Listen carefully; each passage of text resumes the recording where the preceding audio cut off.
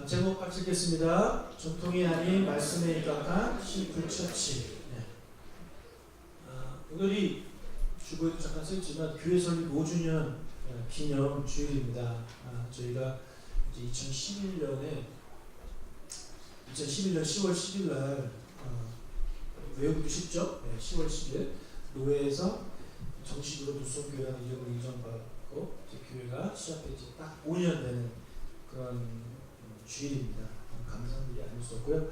그래서 설립 5주년을 맞이해서 매년 설립 주일이 될 때마다 우리 뉴송교회의 정체성과 또 4대 가치, 그리고 우리가 어떻게 신앙생활을 해야 될지 그걸 한번 돌아보는 그런 시간을 가지려고 합니다. 우리가 막 달려가는 것도 중요하지만 그거보다 바른 방향으로 가야 되는 게 중요하지 않습니까? 그래서 뉴송교회에게 주신 하나님의 그 비전대로 하나님이 주신 그 계획대로 우리가 바르게 걸어가고 있는지 돌아보는 그런 시간을 1년마다 가져서 좀 잘못 가고 있다면 이렇게 바른 길로 수정할 수 있는 그런 주일이 되길 바랍니다.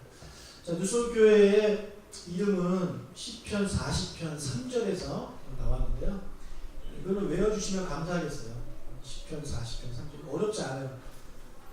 여러분 좋아하시는 찬양 중에 시편 40편 있잖아요. 새 노래로 부르자. 새 노래 나오죠? 거기 그 성경이에요. 그 성경 3절인데 같이 읽겠습니다. 새 노래 우리 하나님께 우리의 찬송을 매일매일 주셨으니 많은 사람이 보고 두려워하여 여호와를 의지하지 않으리라. 자, 이 시는 다윗이 쓴 시입니다.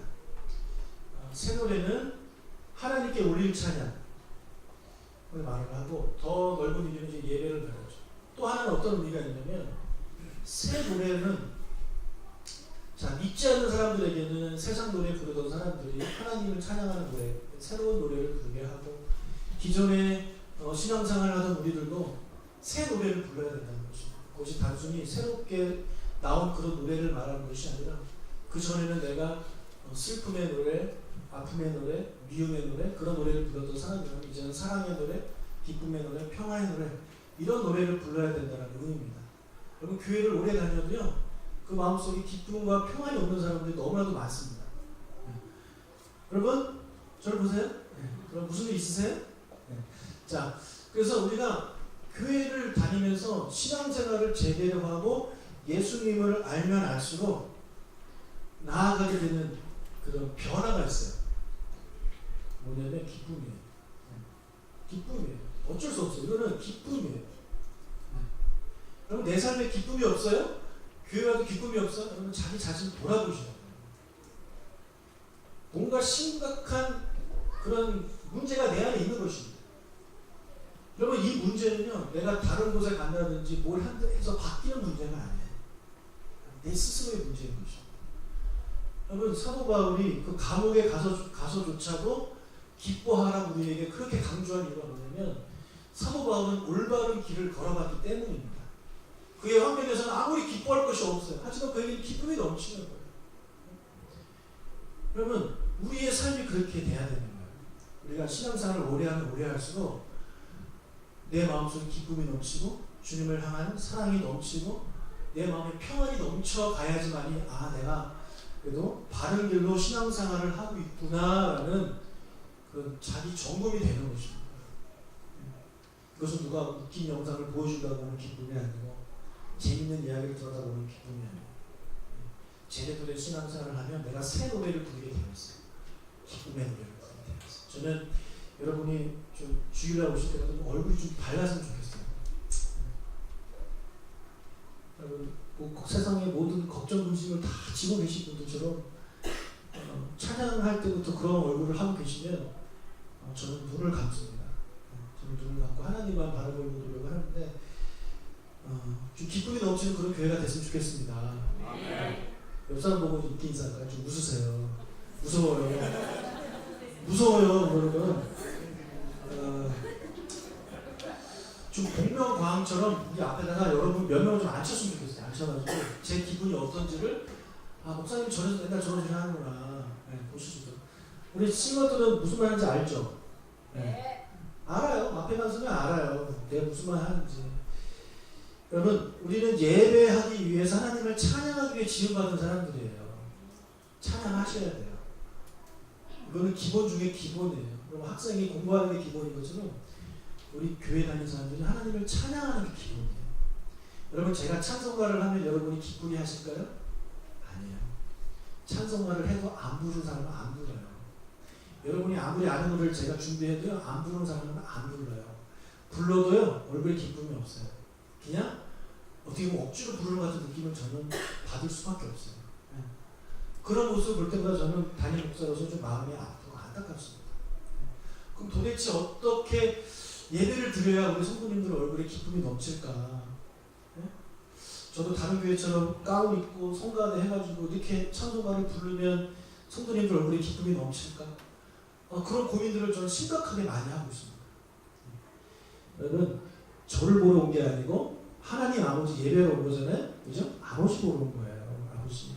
아버지 보러 왔으니까 좀 인상 좀 피시고 좀 기쁜 얼굴로 좀 봤으면 좋겠어요. 제가 지난주 금요일 날 우리 교회랑 연합 집회가 있었잖아요. 저는 정말 기뻤어요. 너무 좋았어요.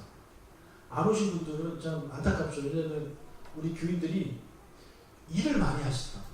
네, 저녁에. 그래서 설마 그 시간에 아무것도 안 하고 발 뻗고 누워서 자고 있으면서 안 오셨겠어요? 그렇죠? 네, 다 일이 있으시니까 안 오셨겠죠. 그런데 그 교회가 우리보다 훨씬 많이 왔어요. 네. 우리 교인 숫자는 우리보다 반밖에 안 되는데 거기가 훨씬 많이 왔어요. 근데 그게 중요한 게 아니라 제가 이제 설교를 하는데 저 처음 보신 분들이잖아요. 근데 뭐가 좋은지 저를 보고 막 웃고 있어요. 그래서 제가 적응이 안 되는 거예요. 너무 기분 좋아가지고 이렇게 나를 보면서 막 웃고 예배하고 그런 분들 앞에서 설교를 정말 오랜만에 해보는 것 같아요. 왜 그럴까라는 생각을 좀 제가 해봅니다. 그런데 유성교회가 처음에 시작할 때 그랬거든요. 진짜요. 그래서 저는 어디 갈 때마다 유성교회 자랑을 막 하고 다녔어요. 유성교회 자랑을 했다는 얘기는 우리 성도님들 자랑했다는 얘기예요. 너무 좋아가지고 막 자랑하고 다녔어요. 근데 언제부터 자랑을 할 게 없어요. 저는 언제부터 막 주눅 들게 되고 막 겁먹게 되고 자신감 사라져요. 그러면 저만 그런 게 아니에요. 전도사님들이 우리 교회 오시면 주눅 들어요. 저한테 그래요. 목사님 교회 성도들이 너무 세다고. 제가 그 얘기를 들으면 마음이 아파요. 왜냐하면 저도 느끼는 거거든요. 저도 언젠가부터 그걸 느끼고 있었어요. 그런데 새로 오신 분들이 그 얘기를 저한테 하는 거예요. 목사님 힘듭니다. 어렵습니다. 제가 그 마음을 제가 100번 이해합니다. 근데 저는 여러분과 오랜 생활을 같이 했고 같은 성도이기 때문에 어떻게 해서든지 같이 이렇게 이끌어 나가고 해결해 보려고 노력하고 하지만 그렇지 않으신 분들은요 견디기가 어려운 거예요. 여러분 교회가 그러면 되겠어요? 안 되겠어요? 안 돼요. 교회는 새로운 사람이 왔을 때 정말 편하게 적응할 수 있어야 되는 거 아닙니까? 그렇지 않아요? 네. 우리 교회가 좀 그런 교회가 됐으면 좋겠어요. 그래서 교회 이름에 앞에다 하나 더 붙일까? 기쁨의 유성교회라든지 사랑의 유성교회라든지 해맑게 웃는 유성교회라든지 좀 긍정적인 것을 하나 좀 넣어야 되겠다는 생각이 강하게 들 정도로 제가 그런 느낌을 제가 요즘 받고 있습니다. 여러분 예배는요 정말 중요한 거예요. 여러분 저보러 온 거 아니잖아요. 하나님 아버지 불러왔죠. 하나님 아버지하고 사이가 안 좋으십니까? 그런 건가요? 오셔가지고 예배하실 때 정말 영과 진리로 진실된 마음으로 좀 예배하시고 찬양할 때 내가 아는 노래가 나오면 아는 노래가 나오는 대로 기쁘고 모르는 노래가 나오면 또 새 노래를 배우는구나 하면 또 긍정의 마음도 기뻐하고 그런 마음들이 여러분 예배 시간에 좀 있기를 축복합니다. 네? 축복합니다. 네. 아멘? 네. 자 그래서 이 예배가 정말 중요해요. 교회에서 예배가 죽어있으면 그 교회는요 어떤 일을 해도 그거는 의미 없는 일이에요. 네, 예배가 제일 중요해요.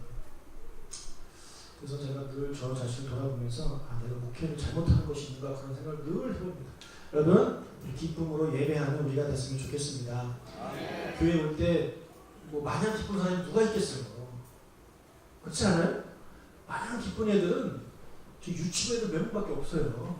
걔들 교회 가서 꽃게 해먹고 그 다음에 그 솜사탕 해먹으니까 마냥 좋은 거지. 근데 어른들은 마냥 좋은 일이 없잖아요. 힘들고 어렵게 살다 오셨잖아요. 그렇지 않아요? 교회 가면 밥도 해야 되고 교회 가면 또 설거지도 해야 되고 교회 가면 또 뭐 봉사도 해야 되고 그러기 때문에 뭐 웃을 일 없으실지도 모르겠어요. 그렇기 때문에 성경에서 뭐라고 하냐면 하나님 전에 나아갈 때 기쁨으로 나아가라고 명령을 합니다. 그 명령이에요, 명령. 하나님이 그래요. 기쁨으로 나아가고 기쁨으로 하나님을 찬양하라고 성경은 명령해요. 그리고 내 영혼아 여호와를 송축하라 명령한단 말이에요. 명령하지 않으면 기쁜 얼굴로 나올 사람이 하나도 없어요. 그렇기 때문에 여러분 교회 오실 때마다 여러분 스스로에게 명령하셔야 돼요. 좀 기뻐해라, 기뻐해라. 인상 좀 펴라. 이렇게 명령하시고 오셔서 기쁜 마음으로 예배드리려고 노력하시다 보면 여러분이 가지고 있던 걱정, 근심, 문제들이 하나님께서 예배 가운데 치유해 주시고 회복시켜 주시고 기쁨으로 주실 줄로 믿습니다. 네. 그래서 예배 드리는 거예요. 네. 기쁘기 때문에 예배 오는 게 아니고요. 예배를 드리면 기뻐지는 거예요. 그 순서를 우리가 잊으시면 안 됩니다. 자, 그런데 이제 예배를 드릴 때 어떤 일이 벌어지느냐? 많은 사람이 보고 두려워하여 여호와를 어떻게 하게 된다고요? 의지하게 된다는 거예요. 이게 누구의 시라고 했습니까? 다윗의 시예요. 여러분 다윗은 평생 하나님을 그렇게 찬양했던 사람이에요. 찬양의 사람이에요. 다윗은 왕이었고 뭐 장군이었고 했지만 그게 중요한 게 아니에요. 다윗을 한마디로 표현하려면 그는 하나님을 예배하는 사람입니다. 예배자. 하나님이 그렇게 찾으신 예배자가 다윗이었어요. 그렇기 때문에 하나님이 다윗을 그렇게 내 마음에 쏙 드는 자라고 말을 한 거예요. 뭐 다윗은 다른 조건을 하나님이 보신 게 아닙니다. 여러분도 저도 우리가 하나님 앞에서 예배만 제대로 드리면 하나님이 보시기에 마음에 쏙 든 자가 되는 거예요. 얼마나 예쁜지 모르는 거예요. 그러니까 예배가 가장 중요한 거죠. 다윗은 어느 곳에 가든지 예배하는 사람이었어요. 전쟁에 나가도 예배하는 사람이었어요. 그러니까 많은 사람들이 다윗을 보고 두려워지는 거예요. 오히려 야 도대체 다윗 저 사람은 어떤 사람이길래 다윗이 믿는 하나님은 어떤 하나님이길래 다윗은 이 피비린내 나는 전쟁에 와서도 그 하나님을 의지하며 찬양하며 저렇게 웃고 있는가 보면서 겁이 나는 거예요. 사람이 두려워지기 시작하는 겁니다. 무슨 말씀 이해하십니까? 그죠? 전쟁이 나왔는데 다들 겁먹고 이 사람 막 행복해하고 있어요. 담대해요. 막 노래를 불러요. 찬양을 해요. 기타를 치고 있어요. 두려워지는 거예요. 저 사람. 근데 알고 보니까 누구 때문에 그렇게 다윗이 힘을 내고 있냐면 여호와 때문이라는 거예요. 하나님 때문에. 그러니까 그것을 지켜보던 다른 사람들이 어떤 마음을 갖게 되냐면 나도 다윗이 믿는 하나님 나도 믿고 싶다라는 거죠. 다윗이 믿고 의지하는 그 하나님 나도 의지하고 싶다. 그런 결론에 도달하게 된다는 것입니다. 그래서 다윗의 모습을 보고 예배자로 같이 나아가는 사람들이 증가하게 되고 많아지게 된 거예요. 그래서 다윗이 왕으로 다스리면서 이스라엘을 통치할 때 이스라엘 역사상 가장 하나님이 기뻐하시는 예배가 드려졌던 예배가 바로 다윗의 시대였단 말입니다. 그때는 성전도 없었어요. 그때는 성막이 있었을 뿐입니다. 네? 건물이 없어서 뭐 예배 못 드리는 게 아니에요. 성막이었음에도 불구하고 다윗이 다스렸던 그때는 정말 하나님이 기뻐하시는 그런 시대로 가득했다는 거죠. 그렇기 때문에 하나님이 다윗을 기뻐하시는 거예요. 그래서 여러분 우리가 예배를 제대로 드릴 때 예배를 통해 하나님을 확실하게 믿고 의지하고 경험할 때 우리의 그런 모습을 보면서 다른 사람들이 보고 두렵게 되는 것이고 결국에 그들도 하나님을 의지하겠다. 나도 당신이 믿는 하나님 나도 믿고 싶다. 너는 어떤 하나님을 믿길래 내가 봤을 때 너는 걱정, 근심, 염려 막 자살해야 되고 그런 상황에 처했음에도 불구하고 너는 여전히 웃고 있으면 너는 여전히 그렇게 밝으냐. 나는 요만큼 힘들어도 죽겠는데 나도 그 하나님 믿어보자. 이렇게 된다는 것입니다. 이해가 되시죠? 그래서 예배를 바로 드리게 되면 하나님과의 관계가 바로 되게 되면 그 다음에 자연적으로 따라오는 것이 선교라는 것입니다. 선교.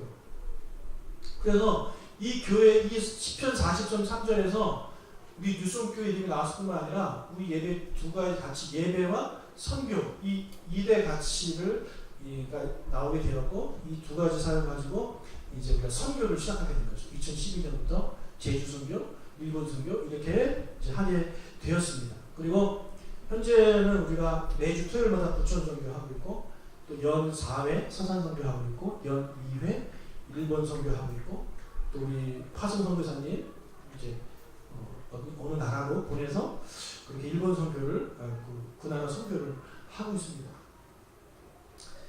여러분 선교는요 믿는 자들이 마땅히 해야 되는 그런 일들입니다. 특히 우리가 이제 다른 선교는 다 그 동네 가서 또는 그 나라 가서 그 교회를 위해서 하는 거잖아요. 그렇죠?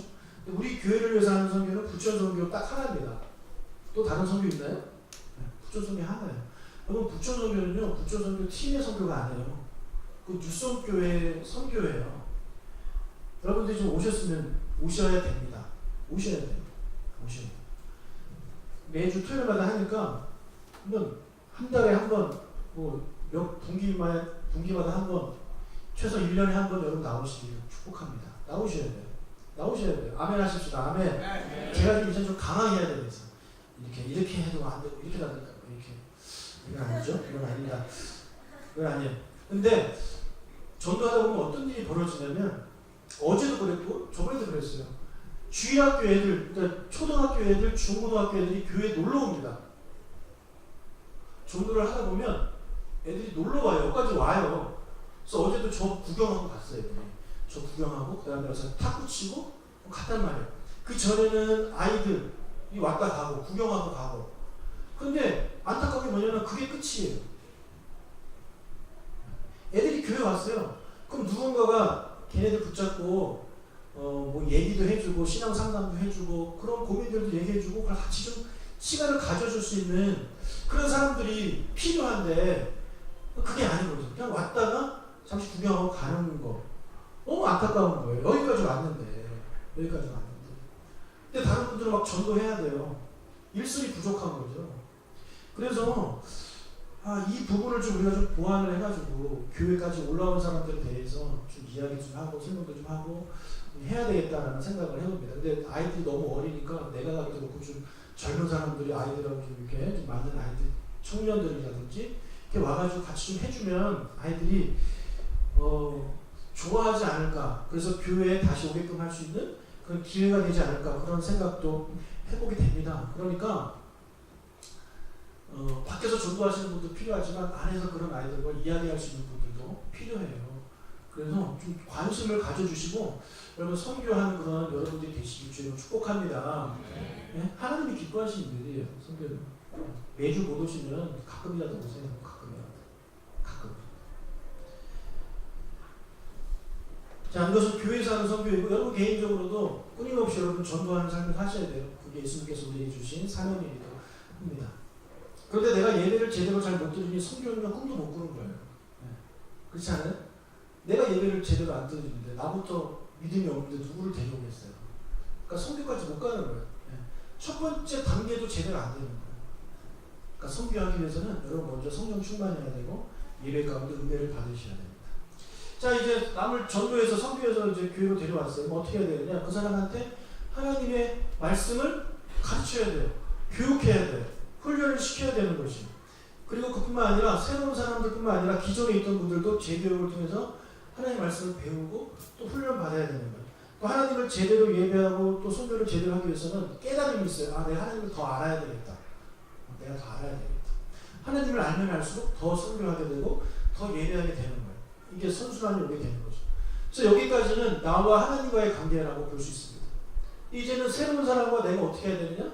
네, 교제하는 삶을 살아야죠. 교제해야 되죠. 교제해야 돼요. 누가 왔을 때 딱 차단하고 귀찮아 오지 마세요. 우리끼리만 지내겠습니다. 이거는 절대 교회가 성장할 수가 없어요. 아무리 부족한 사람이 와도 같이 얘기해 줄 수 있고 안아줄 수 있는 그런 분위기가 교회 안에 조성이 돼야 되는 거예요. 그래서 교제가 중요한 거예요. 여러분 교제가 없는 교회는 현상 유지는 할지 모르겠지만 절대 부흥 못합니다. 현상 유지가 어려워요. 왜냐하면 교제가 없으면 또 싸워서 나가고 이럴 수도 있기 때문에 절대 교회가 성장할 수가 없게 되는 것입니다. 여러분 교회 나오셔가지고 우리 교회들끼리라도 일단 교제를 하시면 축복합니다. 교제하셔야 돼요. 근데 교제할 기회가 별로 없잖아요. 왜냐? 맨날 똑같은 자리에 앉으니까 맨날 예배 드릴 때 누가 앉아요? 내 옆에? 항상 그 사람이에요. 그 사람. 또 마디할 때도 항상 그 사람. 밥 먹을 때도 항상 그 사람. 그러니까 새로운 사람들은 어디 낄 데가 없어요. 낄 데가. 어색하고. 그래서 혼자 작정하고 끼지 않는 한 그런 사람은 웬만한 사람들은 적응하기가 그렇게 어려운 겁니다. 그래서 새가족부가 중요한 역할을 해야 되기도 하는 것이고 아무튼 이 교제가 이제 포함이 돼요. 그래서 뉴성교회 4대 가치가 이제 완성이 됐어요. 제가 봤을 때 완성이에요. 더 이상 없어요. 자, 그래서 우리 4대 가치는 단순히 가치로만 끝나는 게 아니에요. 우리가 해야 할 사역들과 연결이 되는 것입니다. 우리가 어떤 가치를 딱 잡았는데 그 가치를 실현하기 위해서는 어떤 활동을 해야 될 거 아니겠습니까? 그렇죠? 그래서 교회가 어떤 일들을 할 때 이 네 가지 가치와 연결이 된 사역들이 일어나게 되는 것입니다. 우리 운동회, 가을 운동회는 이 네 가지 사역 중에, 네 가지 가치 중에 무엇과 연결됐나요? 교제예요. 교제. 그럼 그때 같이 운동회 동참하세요. 동참해가지고 운동을 안 하시더라도 이걸 하시고 같이 맛있는 것도 먹고 그 교제예요. 우리 서산 선교 가는 거는 선교고요. 그렇지 않아요? 일본 선교도 선교예요. 그 다음에 우리가 많이 모임하는 거 교제해요.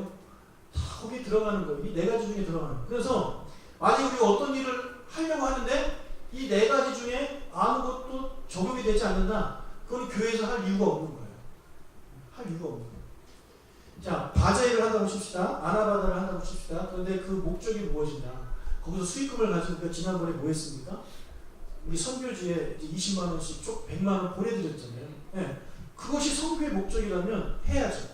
근데 그것이 단순히 아니야. 그냥 여 전도회에 활동비를 벌기 위해서 한다? 그러면 하지 말아야 되는 거예요. 이 네 가지 가치와 연결되지 않는 사역들을 굳이 하면 교회 안에서 괜히 문제만 일어나게 되는 것입니다. 그래서 여러분 저희가 어떤 것을 제안하실 때 먼저 저 네 가지 가치와 어떻게 연결되는지를 보시고 연결되는 게 없다? 그럼 저한테 얘기하지 마세요. 하지만 연결된다? 그러면 하시는 겁니다. 자, 그리고 그래서 이 네 가지 가치와 네 가지 사역들이 이제 균형 있게 자리 잡히도록 저도 노력해야 되고 여러분들도 노력해야 되는 거예요. 여러분 중에 아마 스스로 보세요. 아, 나는 무엇이 더 부족한가? 네? 다 부족하다면 그나마 나는 무엇이 남는가? 그런 거 한번 본인이 좀 이렇게 생각을 해 보시면서 나의 부족함을 좀 채워가시는 그런 여러분이 된다면 여러분 한 사람 한 사람 그렇게 채워가면 결국은 여러분 한 사람은 지금 교회이기 때문에 교회가 균형 있는 그런 교회가 된다고 말씀드릴 수 있죠. 자, 이것이 우리 교회 4대 가치와 연결된 이제 4대 사역입니다. 자, 이어서 우리 뉴스원교회 정체성을 좀 말씀드리면 뉴스원교회가 추구하는 것이 있죠. 오늘 설교 제목인데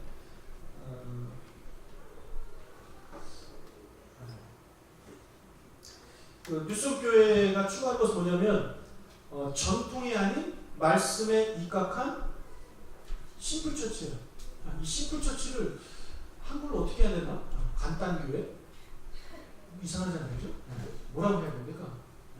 좀 아무튼 심플처치가 제가 추구하는 그런 교회예요. 이것은 뉴스원교회를 개척하기 전에 하나님께서 저에게 주셨던 마음이에요. 제가 교회 생활을, 신앙생활을 오래전부터, 아주 옛날부터 모태신앙으로 하면서 저는 그래도 나름 이렇게 열심히 하려고 했던 그런 사람이었어요. 저는 기타를 배운 이유도 그 기타를 치면서 하나님께 특송하고 싶어서 기타를 배웠어요. 그래서 노래 한 곡을 자꾸 연습을 합니다. 연습해가지고 완성되면 청소년부 예배 때 와서 제가 저 특송하겠습니다 해가지고 제가 했어요. 그래서 제 기억은 아마 한 달에 한 번 정도는 했어요. 새 노래를 계속 혼자 연습하는 거예요. 연습해가지고 연습하고. 그러니까 다른 애들은 싫을 수도 있겠죠. 아, 저희가 또 나왔네. 근데 저는 그게 저만의 하나님을 예배하는 방법이었어요. 저는 하나님께 드리는 거지 얘네들 드리라고 한 게 아니거든요. 그렇게 하다 보니까 하나님이 저를 여기까지 부르신 것 같아요.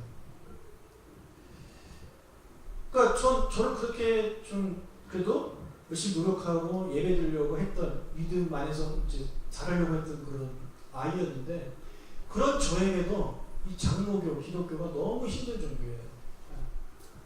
너무 복잡하고 너무 지겨워요. 재미가 없어요. 너무 싫었어요. 예배 드리는 게. 무슨 말씀이냐?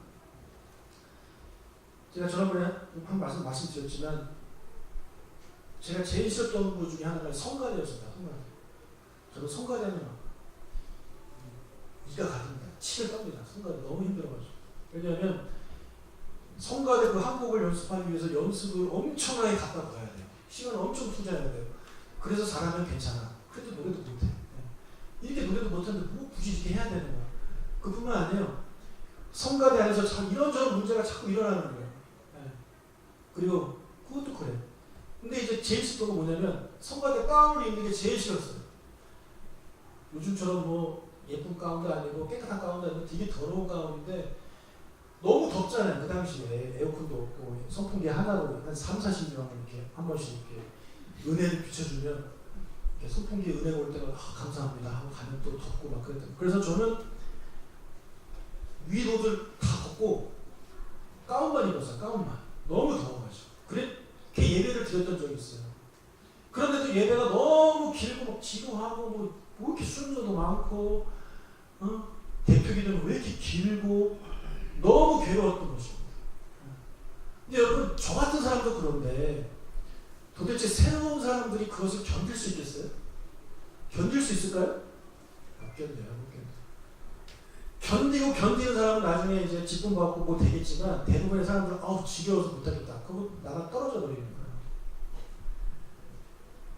그래서 저는 목사가 된 다음에 나중에 내가 이제 교회를 개척하고 내가 예배를 인도하는 사람이 되면 정말 심플한 예배를 드려야 되겠다. 하나님께 필요한 것만 딱 하고 필요 없는 것은 다 제거해 버려야 되겠다는 생각을 하고 제가 이제 교회를 시작하게 됐습니다. 그래서 제가 추구하는 저에게 주신 말씀이 뭐냐면 심플처치예요. 심플처치.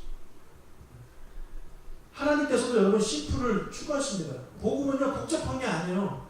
성경이 이렇게 두껍지만 간단합니다. 구원은 뭐예요? 어떻게 구원받습니까? 예수님을 믿으면 구원받는 거예요. 그게 끝이에요. 더 이상 없어요. 그럼 구원받은 사람은 어떻게 살아야 돼요? 하나님 사랑, 이웃 사랑 끝이에요. 그러면 되는 거예요. 네. 하나님은 우리에게 주신 내용들은 되게 심플합니다. 나는 누구인가? 이것에 대한 답을 세상 사람 못 찾지. 우리는 알잖아요. 나는 하나님의 자녀예요. 끝이에요. 네. 신은 어떤 존재인가? 신은 나의 아버지예요. 끝이에요. 별거 없어요. 정말 간단하단 말이에요. 간단한데 그것을 너무 복잡하게 만들어버립니다. 이것저것 막 갖다 붙이는 거죠. 몇 개 좀 예를 들어볼게요. 먼저 예배입니다. 아까도 제가 예배에 대해서 잠깐 얘기했지만 정말 별의별 순서가 다 많잖아요. 근데 예배가 드려지기 전에 구약에서 드렸던 예배 대신하는 게 뭡니까? 제사라는 것입니다. 여러분 우리가 제사 시대가 아닌 예배 시대에 살고 있으면 감사하십시오. 여러분 정말 감사해요. 만약에 지금도 우리가 제사를 드려야 된다면 유대인들 빼고는 아마 없을 거예요. 여러분 레위기 읽어보세요. 이렇게 두껍잖아요. 무슨 말인지 이해하세요? 이해하세요 진짜? 흰 것은 종이고 검은 게 글씨잖아요. 네. 성경 읽다가 위기가 찾아오고 정말 잠안 올 때 레위기 읽으면 정말 잘 잡니다. 네. 지금 이거는 제 경험이에요. 잠안 오실 때 레위기 읽으세요. 그런데 읽어도 정신차려 읽어도 뭔 소리인지 몰라요. 근데 모르는 것을 누가 또 풀어서 이렇게 또 설명해놨잖아요. 그걸 읽으면 더 모르겠어요. 네. 그리고 그것에 대한 그림을 막 그려줘서 해도 더 모르겠어요. 결국에는 우리 몰라요, 제사. 네. 복잡하고 머리 아픕니다. 종류도 얼마나 많은지 정말 힘들고 어려운 게 그 제사예요. 근데 감사하게도 신약으로 넘어오면서 예수님께서 십자가에 달려 돌아가심으로 말미암아 그 성전 제사가 사라져 버렸어요. 할렐루야입니다. 대신 뭘 드려요? 예배를 드려요. 제사에 비하면 예배는 정말 간단하고 정말 쉬운 거예요. 그런데 사람들이 그 간단하고 쉬운 예배에다가 계속 또 갖다 붙이죠. 계속 갖다 붙이죠. 네. 그런 짓을 누가 했느냐? 카톨릭이 한 겁니다. 카톨릭이 로마 황제가 기독교를 이제 받아들이면서 그 나라에 이제 국교화를 시키면서 기존에 있던 로마가 섬기던 그런 신들이 섬겼던 그런 것들을 다 집어넣는 거예요. 그런 흔적들이 너무 많이 남아있어. 그런데 그것이 우리는 성경적이라고 착각을 하고 사는 거예요. 근데 물론 그 중에 우리가 받아들여야 될 게 있어요.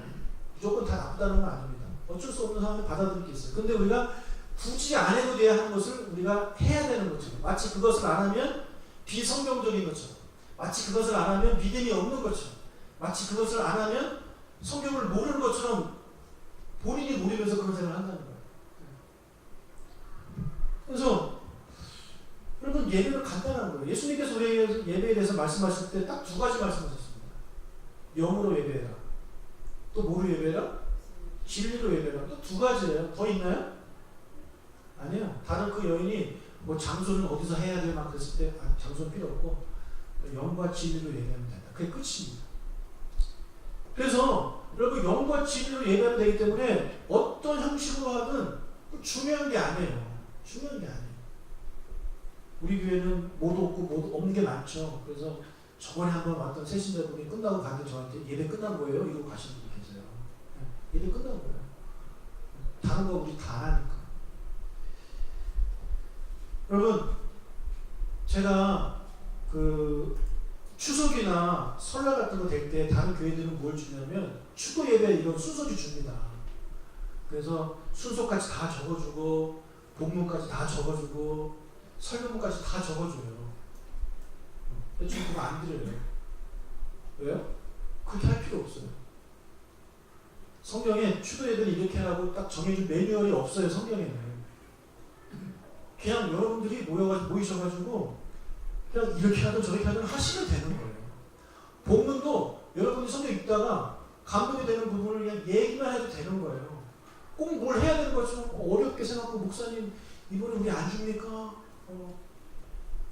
그러니까 모든 것을 다 일일이 교회에서 가르쳐주고 이렇게 이 순서대로만 해야 됩니다 하니까 그것이 이제 습관이 돼가지고 그것 아니면 예배가 아닌 것처럼 착각하고 그렇게 산단 말이 아니에요. 추도 예배도 마찬가지로 영과 진리로 하면 돼요. 돌아가신 분 기억하면서 우리 아버지 평생 하셨던 말씀대로 삽시다. 이 찬양은 아버지가 좋아하셨던 찬양인데 우리 이 노래 한번 부릅시다. 그리고 얘기하면 그게 추도 예배예요. 아버지 기억하고 감사하고 또 한 명이 대표 기도를 하든지 아니면 주기도문을 마치든지 아무 상관없어요. 여러분 마음속에서 우러나온 대로 영과 진리로 예배하면 하나님 그거 받으시는 거예요. 남이 정해준 거 이제 그 앵무새처럼 이렇게 따라 읽는 거 그게 무슨 예배입니까? 그렇지 않아요? 그러면 예배는 정말 간단한 거예요. 심플한 거예요. 영과 진리로 예배하면 됩니다. 또 하나는 세례예요. 세례. 자, 성경을 보면 세례 받는 사람들이 세례 요한에게 가서 세례를 받았어요. 뭐 문답을 하고 학습을 하고 뭐 교회 나온 지 6개월 뭐 그리고 학습받고 교회 나온 지 6개월 돼서 세례 받고 또 그 다음에 또 뭐 하고 이런 거 없단 말이에요. 그냥 가서 저 세례 받고 싶습니다 하면 세례를 주는 거예요. 얼마나 간단한지 몰라요, 세례가. 그런데 이 간단한 세례에도 교회들이 어마어마한 복잡한 걸 막 집어넣었어요. 왜 그런지 모르겠어요, 진짜. 6개월, 교회를 6개월 다니면 학습을 해주고, 또 6개월 다니면 세례를 주고, 그 다음에 문답을 하고, 시험 보고, 그 다음에 세례 증서 만들어주고, 목사는 가운을 입고, 그 다음에 장갑을 끼고, 그 다음에 물도 금같이 생긴 그런 것들 막 담아가지고 하고, 그런 제의적인 세례식이 되어버렸어요. 예수님이 받았던 세례는 그런 거 아니에요. 그냥 세례 요한이 예수님 그 요단강에서 이렇게 세례 딱 주시고 끝난다는 거예요. 얼마나 간단한지 모릅니다. 근데 왜 교회들이 자꾸 그런 것을 자꾸 덧붙이냐고요. 좀 이해가 안 됩니다. 이해가. 그게 맞다고 생각을 한다니까요. 제가 지난번에 군중수련식 가서 진짜 경악을 금치 못했습니다. 한 번은 좋게 우리 군인들 찬양하는 거 보면서 정말 제가 감동을 받았고, 그 찬양 끝난 다음에 이제 세례식이 시작됐는데 순서 같은 사람만 10수명이에요. 그래가지고 뭐하고 사진 찍고 뭐 전달하고 뭐하고 난 정말 지겨워 죽는 줄 알았어요. 여러분 목사님 저도 지겨운데 세례 받겠다고 처음 온 사람들이 그 자리에서 뭘 느꼈겠어요. 예배는 교회는 지겹다는 거죠. 교회는 지겹고 내가 잘못 생각했구나. 교회는 갈 데가 못됐다. 오히려 이런 부정적인 영향을 줬지 거기서 감동받은 사람이 한 명이라도 있었겠습니까? 왜 그렇게 하냐고요 도대체. 왜? 그래서 저희 교회는요 학습이라고는 안 줍니다. 학습 안 줘요. 학습 안 주면 바로 세례를 줘요. 세례를 저희가 언제 하냐면 크리스마스 때 합니다. 날짜 기억하기 쉬우시라고. 그래서 크리스마스 때 이제 예수님이 탄생하신 것처럼 우리도 새 생명으로 탄생하는 그런 마음으로 이제 크리스마스 때 드리거든요. 그래서 여러분이 만약에 한 명이 우리 교회 그 노회에다가 우리 교회는 학습을 안 줍니다. 그리고 세례를 줍니다. 이렇게 여러분이 고소를 하면 저는 이제 노회에 끌려가가지고 곤장을 맞을지도 몰라요. 그리고 파문을 당할지도 몰라요. 근데 저는요 파문을 당한다 할지라도 저는 안 합니다. 그렇게. 저는 제가 성경적이라는 거는 하지만 목숨 걸고 하지만 그렇지 않은 거에 대해서 전통의 다른 교회가 하기 때문에 그렇게 했기 때문에 하는 건 저는 안 할 거예요. 그래서 쫓겨나는 거예요. 저는 그런 각오를 하고 이 종교 개혁을 하고 있는 거예요. 여러분. 이거 남 누구 눈치 보고 이러면 못합니다. 여러분 이렇게 하나님 말씀은 간단한데 정말 갖가지 전통들이 막 교회에 들어오면서 너무너무 복잡해지는 그런 교회가 되고 지겨운 교회가 되어버리는 거죠. 무거운 교회가 되어버리는 거죠. 그런데 그런 복잡함에서 전통이라는 것만 싹 빼면요, 간단한 심플한 하나님의 말씀만 남게 되어 있어요. 그러니까 영적인 다이어트를 하는 거예요. 원래 하나님이 우리를 만들어주신 정상적인 몸이 있는데 여기에 덕지덕지 이런 전통들이 막 붙어가지고 거대해지고 비대해지는 거죠. 거기서 이제 다이어트를 해서 그런 거 빼버리면 여러분 교회가 날씬해지고 교회가 가벼워지고 교회가 기뻐지고 교회가 즐거워지는 거예요. 예. 그런 교회를 이제 제가 이제 만들고 싶고 계속해서 그런 교회가 되기를 원하는 게 저희 목회 철학입니다. 여러분이 이 철학을 동의하셨기 때문에 저는 우리 교회에 출석한다고 저는 그렇게 믿습니다. 예. 그런데 이제 여러분 다이어트도요 요요 현상이 있잖아요. 근데 영적인 것도 요요 현상이 있습니다. 자꾸 옛날로 돌아가고 싶어요. 기가 막힙니다 이게. 성경에 어떤 예가 나오냐면 출애굽할 때 얘기를 제가 할게요. 400년 동안 이스라엘 백성들이 거기서 뭐 했어요? 호강했나요? 죽을 고생하면서 살았어요. 애가 태어나면 죽이고 그런 말도 안 되는 핍박 속에 살았단 말이에요. 그래서 하나님께 도와주세요 도와주세요 해가지고 하나님이 모세를 보내셨어요. 그래서 모세가 사람들 데리고 나왔잖아요. 그래서 이제 광야로 왔어요. 근데 거기서 하나님이 만나도 주시고 메추라기도 주시고 물도 주시고 했단 말이에요. 불기도 구름기도 막 이렇게 지켜주셨단 말이에요. 근데 그들 가운데 무슨 얘기가 나오잖아요. 아, 애굽에 있었을 때가 좋았다는 거예요. 돌아가잖아요. 미친 거 아닙니까? 네? 그때가 좋았대요. 그때 자기가 거기서 막 고기도 먹었대요. 여러분 무슨 노예가 고기를 먹어요? 네. 착각하는 거예요. 착각하는 거예요. 이렇게 자유를 누리면서 행복하게 하나님의 은혜를 누리면서 살고 있음에도 불구하고 자꾸 그때가 좋았다는 착각이 드는 거예요. 아, 그때가 좋았는데 다시 돌아가야 됩니다. 다시 돌아가야 됩니다. 목사님 우리 이거 하면 안 돼요? 목사님 우리 왜 그거 안 해요? 네. 그런 얘기가 저한테 들려오는 겁니다. 착각하지 마세요. 다시 돌아가면 우리는 속박, 구속당하는 삶을 사는 거예요. 여러분이 잘못된 기억을 갖고 있는 거예요. 절대 좋지 않았어요. 이스라엘 백성들 얼마나 답답합니까? 그런 은혜를 경험하면서도 왜 그때가 좋았다는 거예요. 그래서 막 돌아가려고 해가지고 어떤 일이 벌어져요. 하나님한테 혼나고 수많은 사람이 죽었어요. 그때 하나님은 그 모세한테 대들었다고 해가지고. 여러분 카톨릭 교회가 수천 년 동안 이 전통이 말씀보다 위에 있었단 말이에요. 여러분 교회를 운영하다 보면 말씀이 그 전통이 같이 가는데 여러분 뭐가 더 위에 있어야 됩니까? 당연히 하나님 말씀 위에 있어야 되는 거 아니에요? 당연한 거예요 이거는. 그런데 웃긴 일이 벌어져요. 전통이 더 위에요. 이유가 없어요. 뭐냐면 옛날에 했던 거라는 거죠. 했던 거라는 거예요. 또 다른 데가 한다는 거예요. 다른 데가 하는데 왜 우리는 안 하냐? 옛날에 했는데 왜 요즘은 안 하냐? 그 이유예요. 그러니까 아무리 말씀이 중요하다고 얘기를 해도 자꾸 전통 위에다 올려놓으려고 하는 거예요. 전통. 근데 그분이 그게 전통을 생각 안 하겠죠. 그분은 자기가 그게 말씀이라고 생각하는 건데 아니라는 거예요. 아니라는 거예요. 그래서 이 카톨릭 교회가 수천 년 동안 전통의 말씀 위에 이제 있었기 때문에 교회가 점점 변질되어 가는 거예요. 여러분 카톨릭 미사 들려보셨습니까? 아 정말 이 카톨릭 미사에 비하면 장로 예배는 정말 그렇게 드릴만해요. 거기 가면 정말 숨막혀 죽을 것 같아요. 그래서 그럴 뿐만 아니라 점점 변질돼서 이상한 교리가 나오고 지금 천주교는 여러분 거의 불교와 형제입니다. 그 안에 구원이 있다라고 말하기가 점점 두려워질 정도로 이상한 종교가 되어버리고 있어요. 그래서 오래전에 종교개혁자들이 나타나죠. 종교개혁자들이 이제 나타나가지고 뭐라 그러냐면 말씀으로 돌아가잖아요. 말씀으로 돌아가죠. 이 전통에 사로잡힌 천주교, 이 카톨릭으로부터 우리 말씀으로 돌아가자. 그래서 마틴 루터를 비롯해서 종교개혁자들이 종교개혁을 시작한 겁니다. 거기서 나온 종교가 개신교예요. 우리가 개신교예요. 여러분, 기독교 밑에 천주교가 있고 개신교가 있는 거예요. 기독교는 뭐냐? 한자로 기독이 그리스도예요. 그러니까 예수님을 믿는 종교가 기독교예요. 천주교도 예수님 믿죠? 그러니까 천주교도 기독교란 말이에요. 엄밀히 말하면. 그런데 거기는 이상한 교회가 되어버렸기 때문에 개신교를 하나 중국 개혁자들이 개혁해서 만든 게 바로 개신교예요. 이해가 되십니까?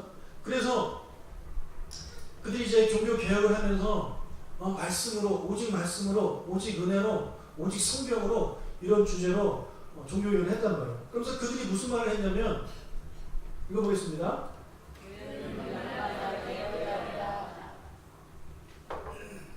예, 저 이야기를 했어요. 교회는 날마다 개혁돼야 된다. 이게 무슨 말이냐? 아까 말씀드린 대로 사람들은 자꾸 돌아가려고 해요. 돌아가려고 해요. 영적인 요요 현상이 자꾸 일어나려고 하는 거예요. 착각하는 거예요. 그때가 좋았다고. 그래서 종교개혁가들이 교회는 날마다 개혁돼야 된다. 개혁. 끊임없이 우리가 전통으로 사람의 생각으로 뭔가를 하려는 것으로부터 우리는 벗어나야 된다. 그 이야기를 하고 있는 거예요. 여러분, 교회에는 사람들이 모이잖아요. 사람들이 모이다 보니까 사람의 생각이 다 달라요. 그래서 그런 의견들을 다 수렴하고 뭐 하다 보면 교회가 하나님의 방법대로 운영되지 않고 사람의 생각과 사람의 경험으로 운영되다 보면 그것이 차곡차곡 쌓여서 생긴 게 전통이에요. 그러니까 자꾸 그 옛날로 돌아가려고 하기 때문에 종교 개혁자들이 날마다 교회는 개혁돼야 된다. 그것이 개혁주의고 개혁교회라는 거야. 우리 누선교회는 개혁교회예요. 그러니까 개혁돼야 돼요. 제가 계속해서 이제 개혁을 해 나가려고 하는데 여러분, 이것이 정말 쉬운 일이 아닙니다. 일단 저부터랑 싸워야 돼요. 저부터. 제가 여러분에게 이런 말씀 드리려면 일단 저부터 확신이 있어야 될 거 아닙니까? 그렇지 않아요? 네. 저부터 확신이 없는데 어떻게 말씀을 드리겠어요? 근데 성경을 읽으면 읽을수록 이렇게 하는 게 맞다는 생각이 드는 거예요. 그래서 저를 설득하고 제가 그것을 가지고 말씀을 준비하면서 여러분에게 설교를 해야 되는데 늘 두려워요. 여러분은 그냥 평소에 들어오시던 설교를 들으시면 편합니다. 부딪히는 게 없어요. 그런데 새로운 이야기를 들으면 여러분 부딪히고 거부감이 있게 되는 거예요. 꼭 그렇게 해야 됩니까? 꼭 그렇게 해야 됩니까? 그게 여러분만 그런 게 아니에요. 다 그래요. 저도 마찬가지죠. 그러니까 일단 저부터 설득시키는 거잖아요. 제가 설득된 다음에 제가 여러분을 설득해야 되는 거예요. 하나님 말씀으로. 제가 지금 말씀드리려고 하는 것도 여러분 들으시면서 꼭 그렇게 해야 돼요? 이게 있을 수도 있어요. 제가 오늘 그 얘기를 하나 드리려고 합니다. 그것은 뭐냐면 바로 헌금 문제입니다. 헌금 문제. 자, 성경에 보면 성전에 헌금함이 있었다는 구절이 여러 군데 나오는데 누가복음 21장 읽겠습니다.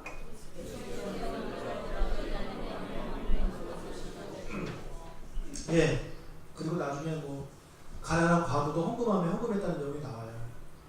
헌금함이 어디 있었냐면 성전에 들어가면 이방인의 뜰이 있어요. 이방인도 들어갈 수 있어요. 거기를 지나면 여인의 뜰이 있어요. 여인의 뜰은 이방인은 못 들어가고 이스라엘 여자는 들어갈 수 있어요. 그리고 더 나아가면 이스라엘의 뜰이 있어요. 거기는 이스라엘 여자들은 못 들어가고 남자들은 들어갈 수 있어요. 거기를 더 들어가면 성전 뜰이 있어요. 더 들어가면 이제 성소가 있어요. 성소에는 제사장 들어가면 이스라엘 남자들은 못 들어가요. 그 안에 지성소가 있어요. 거기는 대제사장만 들어가고 제사장들도 못 들어가요. 갈수록 거룩해지는 그런 단계가 있는 겁니다. 이해되시죠? 그런데 여인의 뜰과 이스라엘의 뜰 사이 그 경계선에 헌금함이 딱 있었습니다. 그래서 그곳에 간 사람들은 헌금함에 헌금을 내는 거예요. 그리고 남자들은 들어가는 거고 여자들은 그 뜰 안에만 머물렀습니다. 그러면 성경에서 나온 헌금에 대한 내용이 그게 다예요. 아주 심플해요. 간단해요. 그냥 헌금함에 내는 거예요. 그게 끝이란 말입니다. 자, 그런데 요즘 교회에서 드려지는 헌금을 한번 여러분 보십시오. 저는 이게 어릴 때부터 그렇게 했기 때문에 저는 되게 당연해요. 당연해서 그렇게 해왔단 말이에요. 왜냐하면 일단 헌금의 종류가 많죠. 그죠? 헌금의 종류가 되게 많아요. 헌금의 종류가 되게 많아요. 아무튼 이었고 저헌금 많아요. 그리고 헌금 바구니 돌리고 그러니까 봉투 사용하고 헌금성 부르고 재정위원들이 다 일일이 이름 적고 금액 적고 봉투에 적고 도장 찍고 다시 돌려주고 그다음에 주보에 이제 헌금자 명단 싣고 이렇게 한단 말이에요. 네. 우리 교회도 그렇게 하고 있어요. 저부터가 거기에 사로잡힌 거예요. 왜냐하면 제가 부목사 하던 시절에 이제 저희 담임 목사님께서 그랬거든요. 주보에다가 헌금자 명단을 실어야 된대요. 왜요? 그랬더니 일종의 영수증이라는 거예요. 내가 헌금을 했는지 안 했는지 이 주보에다가 실어주면 내 헌금이 제대로 들어갔구나 그렇게 알 수 있도록 해야 된다는 거예요. 그래서 저는 그렇구나 해서 한 거예요. 그래서 그렇게 하다 보니까 저 봉투를 준비해야 되는 것이고 그 다음에 봉투도 일회용이 있고 뭐 1년짜리가 있고 뭐 그러잖아요. 그래서 1년짜리를 쓰면 괜찮은데 일회용은 괜찮은데 1년짜리를 쓰는 거는 다시 돌려드려야 되니까 다시 돌려드리기 위해서는 저 헌금함을 만들어야 되는 거죠. 저 꼼도 그렇죠. 그걸 만들어야 되고 그것을 또 한 명 한 명씩 해줄 수가 없으니까 뭐 번호를 써가지고 또 이렇게 정해주고 갈수록 복잡해지는 거예요. 갈수록 복잡해지는 거예요. 누가복음에 나오는 헌금과 비해 너무 복잡해지는 거죠.